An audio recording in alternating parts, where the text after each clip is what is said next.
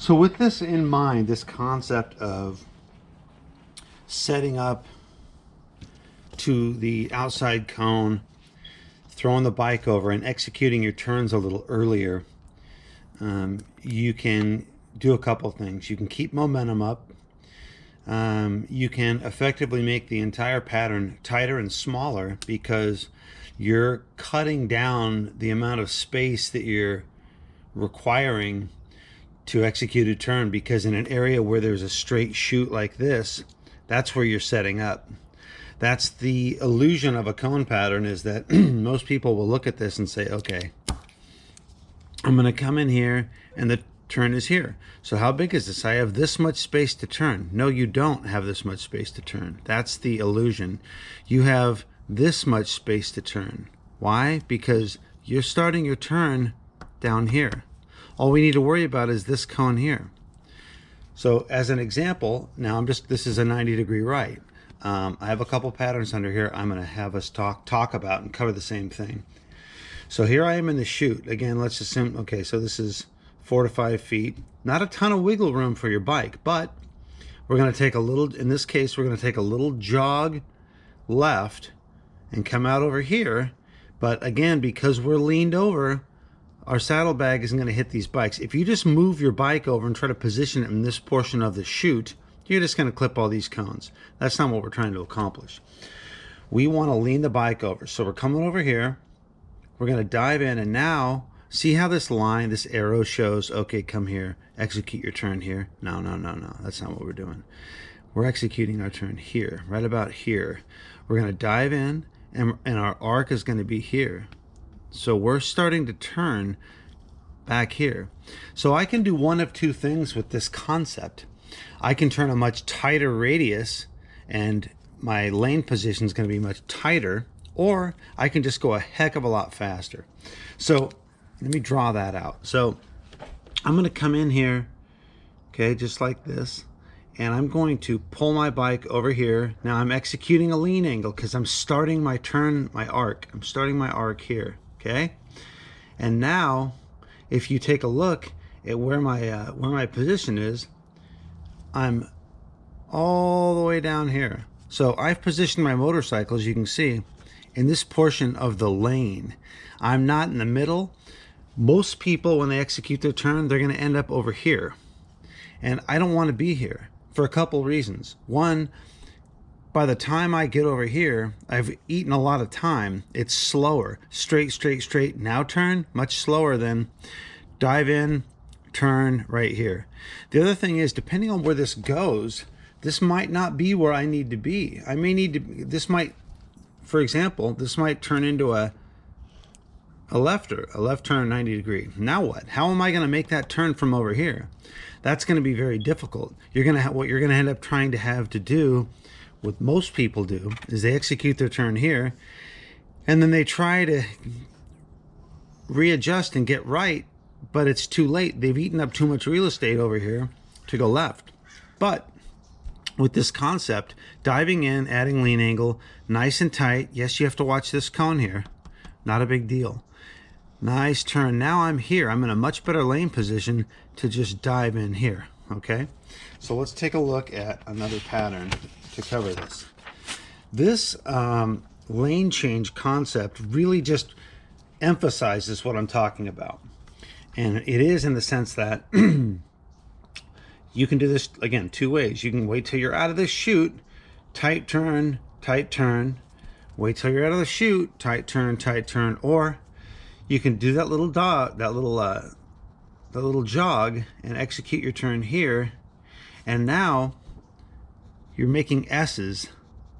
So now I'm going to make a little jog here, and I want to stay in here. That little jog left, come out right, jog left, come out right, jog left, come out right. So you're making these S's, and you got to be careful of this cone, but you're definitely in a safer place.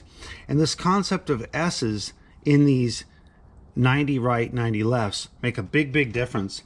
And if you can get that concept in your brain, it's going to help you as far as deconstructing a motor pattern. This is the example, this we call the eliminator or the W. This is a great pattern of where people screw this up all the time. Because if you come in straight in this shoot like I'm talking about and you try to execute your turn, this pattern is big enough that if you're good enough, you can do it the old-fashioned way.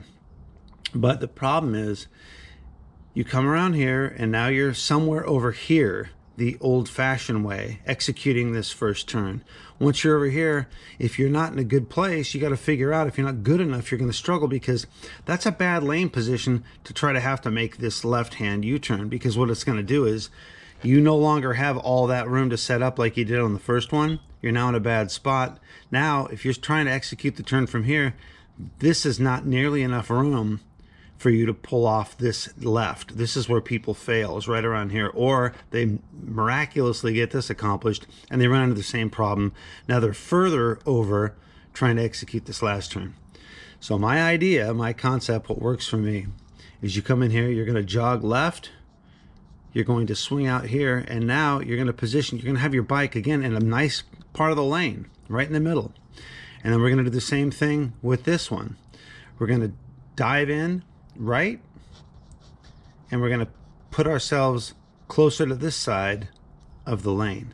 So nice and tight dive. So our turn is executing before we're in this portion. So if you look at this portion, this is your shoot, this is the 90 right. You don't want to wait till you're here. We're going to start executing that turn back here. Okay, now we're executing that turn, and it's going to put us in a much better place to get us over to this side, okay? Nice and deep. And now we're closer to here, nice and tight, earlier than this portion. Again, here we are. We're separating the shoot from the other 90. Same with here. So if we're to break this down, we want to make this turn before we're in this part. Sorry, it's getting a little muddled, but that's the concept. And if you take a look at my drawing, you're going to see these suck in nice and tight, execute your turn. Suck in nice and tight, execute your turn. Suck in nice and tight, execute your turn. And now, when I finish this off, okay, I've just gone through this pattern, but if you look at it, I'm going in, pulling it back in. Early. This is because you set up early, you're completing that nice tight circle earlier than most people. You're here, most people are here. This is not where you want to be.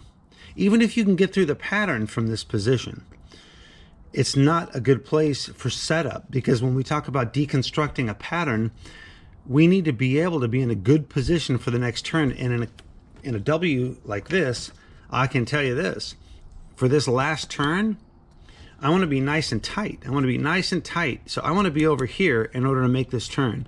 So if I say, okay, well, I want to be here, well, where am I going to set up in order to get my bike here? Remember, I work backwards.